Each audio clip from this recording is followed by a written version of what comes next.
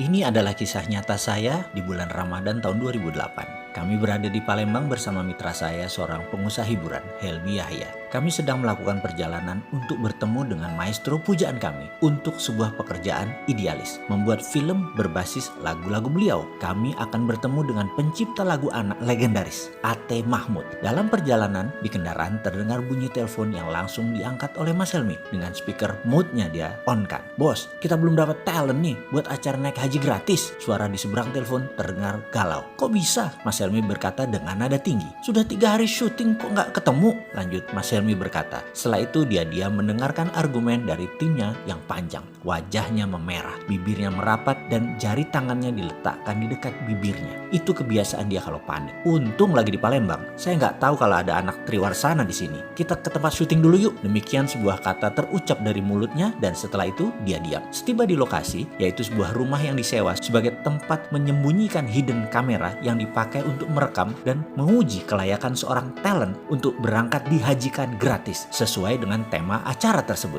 Mas Helmi memiliki standar yang sangat ketat. Seseorang tersebut bukan layak dihajikan gratis, bukan karena direkomendasikan oleh orang lain, tapi harus lulus tes. Ini memang memakan biaya, memang memakan waktu, tapi inilah kesempurnaan yang menjadi cirinya. "Mana data syuting talent hidden kamera yang kemarin-kemarin?" katanya lagi. Dalam sekejap dia menyaksikan video rekaman-rekaman para talent tersebut dites berbagai cara tesnya. Dengan hidden kamera kita memperhatikan Ustadz ini, Bapak Anu, ujung-ujungnya tidak ada yang layak. Lalu saya disuruh menilai. "Bosman, kamu lihat tuh yang dites pas sebelum Jumatan, 2 Ustadz." Mas Helmi keluar dengan muka merah. Saya turuti perintahnya dan menyaksikan. Biasa kami menggunakan penguji si Rini, spesialis pengujian. Cantik, dewasa, anggun, lengkap dengan jilbab dan aura kerendahan hatinya. Dia melakukan aksi ujiannya di depan Ustadz yang dimaksud. Dia datang jam 11.30 lalu berkata, "Saya ada masalah dengan perkawinan, saya ada masalah dengan suami saya." Dan seterusnya dia bercerita sangat meyakinkan. Sang Ustadz talent tadi yang sedang diuji mulai berdalih,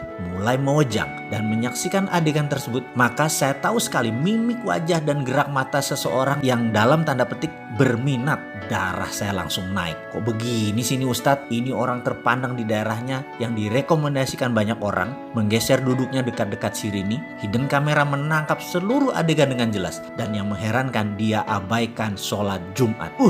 Hilang rasa hormat dalam hati ini. Dasar buaya, saya berkata dalam hati. Di video satunya setali 3 uang sama saja. Malah Rini pakai dipegang-pegang lagi pundaknya. Setiap beberapa kalimat dia menyentuh bagian tubuh Rini di tangan, seperti menepis kotoran dari jilbab Rini. Dan padahal nggak ada apa-apa. Darah emosi saya naik memuncak. Gile nih, sama aja, dasar bandot semuanya. Saya mendadak sangat marah. Sebagai pria, tahu banget niat laki-laki macam itu. Emosi saya naik. Saya keluar ruangan. Mas Helmi nafasnya turun naik dengan cepat. "Gila nih, besok naik tayang jam 4 sore belum ada talent." "Di mana Rini?" "Lagi ada talent Pak, deket sini Pak." Demikian seorang staf Triwarsana menjawab. "Nih lagi kita tes, live tuh di ruang belakang." Bergegas kami melihat seluruh kru berharap-harap cemas. Mukanya semua tegang. "Jauh nggak dari sini?" saya bertanya. "Enggak Mas, paling 500 meter." Jawaban kameramen Triwarsana. "Siapa dia?" saya tanya. "Dia guru bahasa Indonesia. Kalau sore ngajar ngaji." Demikian komentar staf Triwarsana. Dalam monitor terlihat seorang bapak sedang duduk kelelahan. Dia habis ngajar ngaji. Di masjid masuklah Rini. Dengan gayanya yang meyakinkan dia berkata, "Pak, saya ada anak usia 8 tahun, kelas 2 SD. Saya sudah tidak kuat merawatnya." Dipotongnya kalimat tadi ditambah dengan emosi. "Nakal banget Pak dia. Saya mau buang aja. Saya mau kasih bapak aja. Saya udah gak tahan ngurus anak itu." Si Rini menyelesaikan kalimat dengan muka memerah dan membetulkan jilbab sehingga lekuk tubuhnya sengaja yang berbentuk seksi tersebut terlihat. Sang bapak membuang muka. Kemudian dia menundukkan sambil menjawab, "Aku terima." "Maksud Bapak?" kata si Rini lagi. "Ya, sini anak itu, aku rawat dia. Ini pasti kehendak Allah. Aku ikhlas." Dia menjawab sambil menundukkan wajahnya. Muka Rini terlihat gugup. Boleh saya serahkan ke Bapak anak ini hari ini? Rumah kami jauh Pak, di 7 Ulu." Rini menambahkan bobot ceritanya. Sang bapak memiringkan pantatnya, di rogoh sakunya ada uang ribuan berlembar-lembar, kira-kira 15 lembar. Dia berkata, "Uangku hanya segini, diberikan ke Rini semuanya. Kamu ambil angkot, bawa anak itu kemari," tuturnya dengan santun.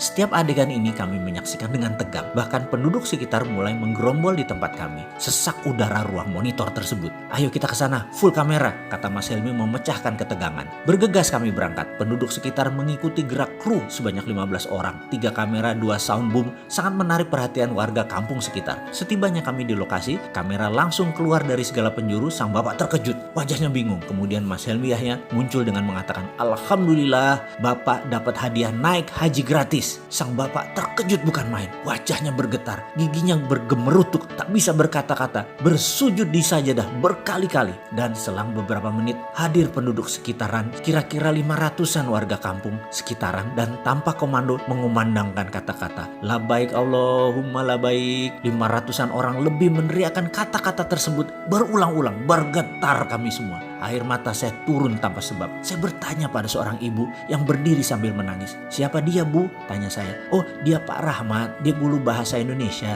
di SD sini. Setiap bulan dia memberikan setengah dari gajinya untuk membayar anak-anak dengan permen, dengan apapun supaya mereka mau mengaji. Jawab sang ibu sambil menggendong anaknya yang sudah agak besar. Setengah, saya terperanjat. Iya, lanjut ibu tadi. Dan itu dia sudah lakukan 25 tahun kira-kira. Saya adalah muridnya pertama-tama. Karena sangat miskin kami tak sanggup belajar, tapi dia membimbing kami. Sekarang pun anakku belajar ngaji sama Pak Rahmat dan masih diberi bonus hadiah supaya rajin mengaji. Saya tersentak. Saya menyaksikan seorang bapak, ia lagi dipakaikan kain ihram, dikumandangkan talbiyah labaik Allahumma labaik oleh separuh kampung, warga kampung yang ternyata mencintai dia. Diarak beramai-ramai dari masjid ke rumahnya, tepat di kediamannya yang hanya berjarak 200 meter dari masjid, untuk dipamitkan dan untuk memohon izin kepada sang istri. Setiba di rumah yang masih beralas tanah, sepasang suami istri renta berpelukan. Saya masih mendengar sang bapak berkata, Allah mengabulkan doa kita, Bu. Aku berhaji. Aku yang miskin ini berhaji. Suaranya lirih. Mohon izin ya, Bu. Tersungkur di tanah saya seketika mendengar kata-kata tersebut. Terima kasih ya Allah, terima kasih. Masih ada orang seperti Pak Rahmat. Engkau sisakan untuk kami belajar. Tak henti-henti saya bersyukur. Berangkat berhaji ke Baitullah tidak lagi persoalan pekerjaan dan jabatan ataupun uang. Berangkat haji adalah tentang kejernihan hati. Siapa yang pantas, maka Allah Subhanahu wa Ta'ala akan mengundang orang itu lewat jalan yang tidak pernah kita bayangkan. Marhaban ya Ramadan.